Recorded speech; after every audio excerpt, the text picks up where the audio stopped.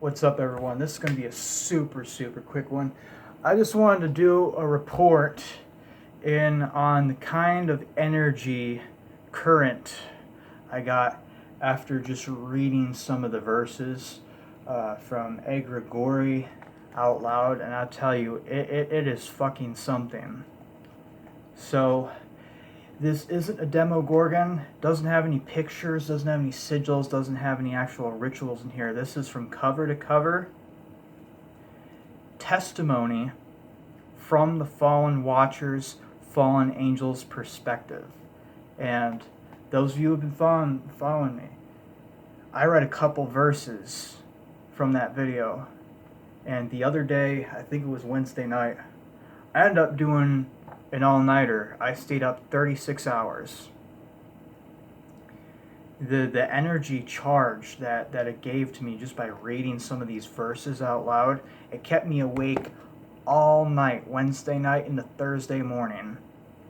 And Thursday morning, I ended up doing a reading of Goetia Demonium, 4.5 hours long, with fucking commentary. And probably like almost 2 out of those 4 hours is fucking commentary alone. So I went to work on Thursday. I only had a 4-hour shift on Thursday, and it was one of the best fucking shifts I ever had at the Quickie Mart there. I was scanning items, I was bagging items, I was talking to customers and stuff. I was jivey and energetic.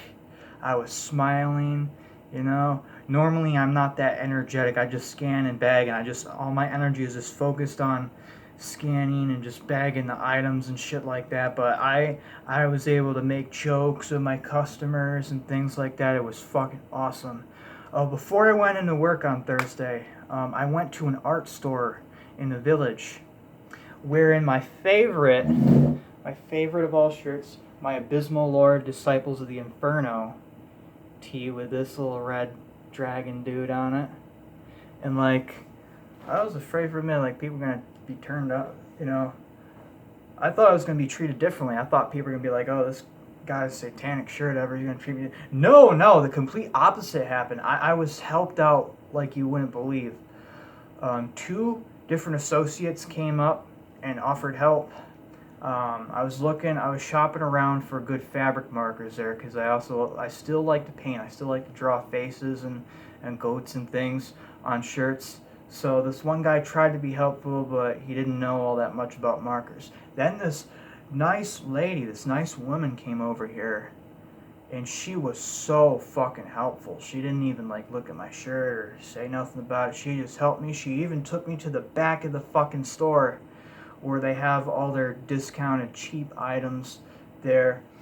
And she's like, this is where we have this like garage sale back here. This is where we have all like the items that won't sell on the shelf or something like that, or, you know, different size markers, whatever, things are discounted. She's like, you can come to the back of this room anytime you want, honey. You can come to the back of the room anytime you want.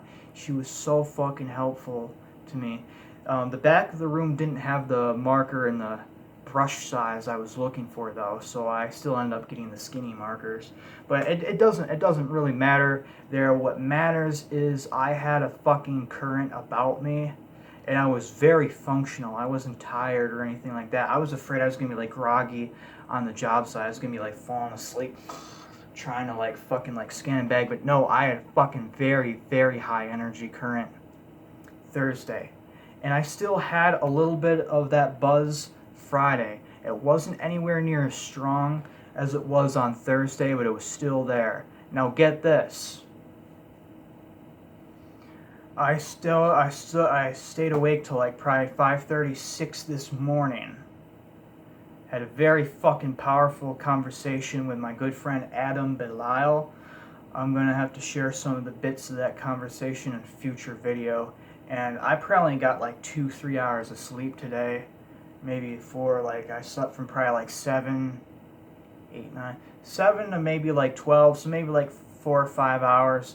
And I'm really used to getting like a full 8 to 10 hours. So, and I'm completely wide awake right now, fully functioning on a fraction of sleep that I'm used to. Now this completely lines up with the gnosis that Joseph Daugherty and Anasa Rose has been putting out there, that when you make real spiritual contact or real spiritual currents, they only add or multiply to you. They're not vampiric, they're not negative, they don't leave you drained, they leave you with a fucking energy buzz that can last anywhere from hours to fucking days. And this book right here, it doesn't have a very overwhelming aura or like a menacing current like Demogorgon does, but this has a fiery, like Luciferian current to a very fiery black fire current to a subtler current. Or maybe it's just me.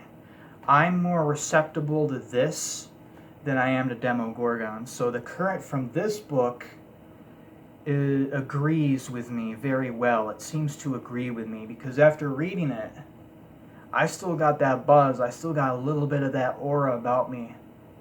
Just, it was the strongest on Thursday morning. Wednesday night into all of Thursday was the time was the strongest. Still have it a little bit Friday, and I still have a little bit of it right now. So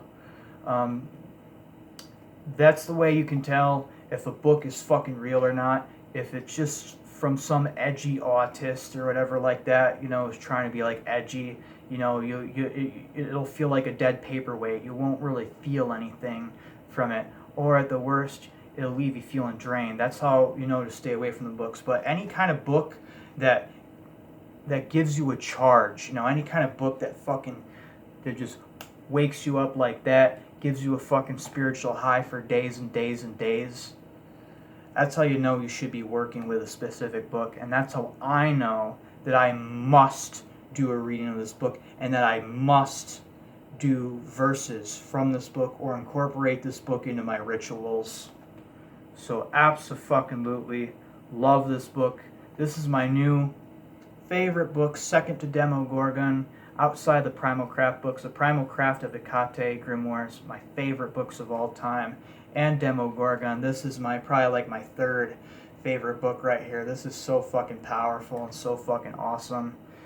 Only $13 on Amazon. You must get this book. If you are a Satanist, spiritual Satanist, or Luciferian, you have to get this book.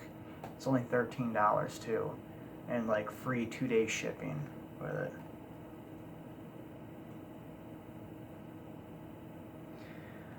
For they were invoked according to the will of the seven, and they were chosen by them as the first guardians of the higher angels, the spirits of the stars and the heavenly signs among others, and many numbers of them were angels with terrible weapons in their hands, with attributes of retribution, with bloody shem, and were called to create law and divine plan and watch the frontier for the minds, the desires of mankind, to judge and execute punishment, teaching humanity to be meek.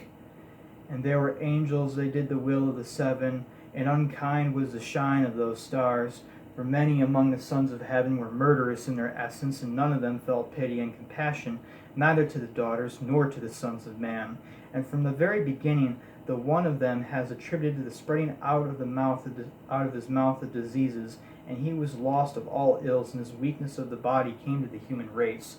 And the living flesh was affected, writhing and moaning and burning like a fire, and the living blood boiled up under his pestilential breath. And he was the one who was creating weakness in the bodies and ruining thoughts, and he was called the father of the plague. May he be called to stand on the line. And the guardian was called and stood on the line, and appeared as the thunders and stones from above. And his attributes was to lead the souls of men in fear before the forbidden, to tremble before the unknown, to plunge into a stupor before the inevitable. And he was the one who, crushing spirit down to its knees before the greatness of the divine signs, and was irresistible. And he was the father of terror. And the one who was bearing the curse on his wings was invoked, and to stand smashing fast and forcing to obedience, and was called to divide the land from the west and the east and the south to the north. And he walked among the divided boundaries as a wind, gnawing the flesh, time, and carcass of the stone. And he was the last measure between non-being and being, and he was a divide. And there were many invoked by the will seven, where the earth and sky met, and among them was the one who reduced his fingers in a warning, drawing serpents on the lip with cracking skies, and by the gorges dissecting a soil, which remains silent until the time will come. And he was the first among equals, liberator and bane in one face. And was mourning the first, whose destiny began to plunge heavens into rebellion, and his property was to carry the death penalty to anyone who transgressed all sacred measure. And was among invoked the one who was called Woe, and the other was known as Sorrow and Despair, and was clothed in black. And the woe and sorrow were multiplied all over the earth, and the misfortunes of those who rose above the limit of permissible. For he was close to man, and sowed suffering among people, reaping obedience to the human race. And the one who spread misfortunes over the sons of men was like a curse, keeping them in contempt for futility of carnal being, so that bearing a fetus of their frailty and their thoughts only of unattainable gods, and would be sad about incomprehensible eternal paradise. And the seven made deadly any step to a riot against the hidden heavens and sealed souls, shielding them an alliance of the dark spirit, and from the souls black and vicious, and what is cometh that entered into the flesh, and there remained, for the sons of men have fully learned the bitterness of existence, and despair in the depths of heaven, and they knew that there was blasphemy and there was sin, and that there was fear, and have learned that there is such a burden of responsibility before their jealous gods. For the seven had closed the border of the spiritual heavens, and the physical heavens arose like a wall, and the stars shone cold on them as links of one bound chain. And the seven made human flesh pleasant to them, and bridled the human will, and they are ready to embody the principle of spirit of their divinity in the bodily succession of human generators, living inevitably and immortally in the souls of their chosen people, being an extension of themselves and the spiritual heavens and the earth. And it was morning, and there was evening, and one by one centuries passed by, and the angels kept the line, and man was naked and helpless before the gods.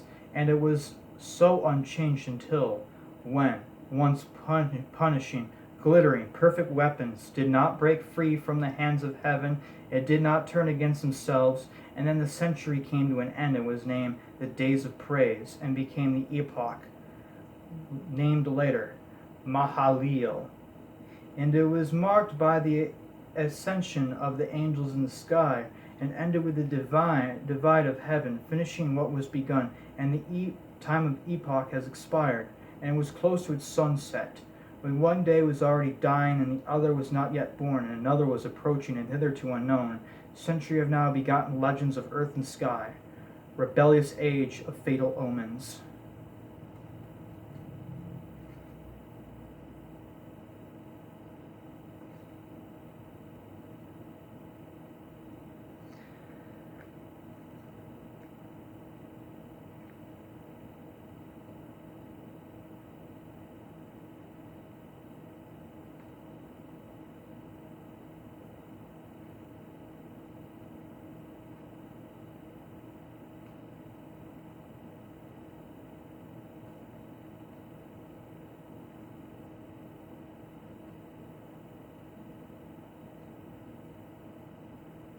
This is the one I wanted to share with you.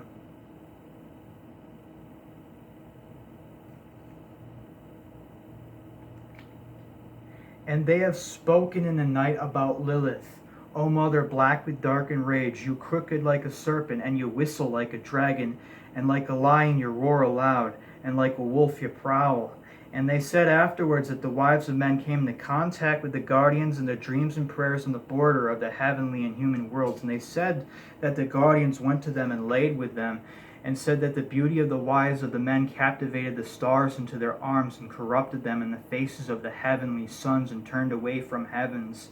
And they said that sensual, wicked wives became accomplices in the atrocity of rebellion and witchcraft, and said that they carried it in their arms, and in their wombs carried it so.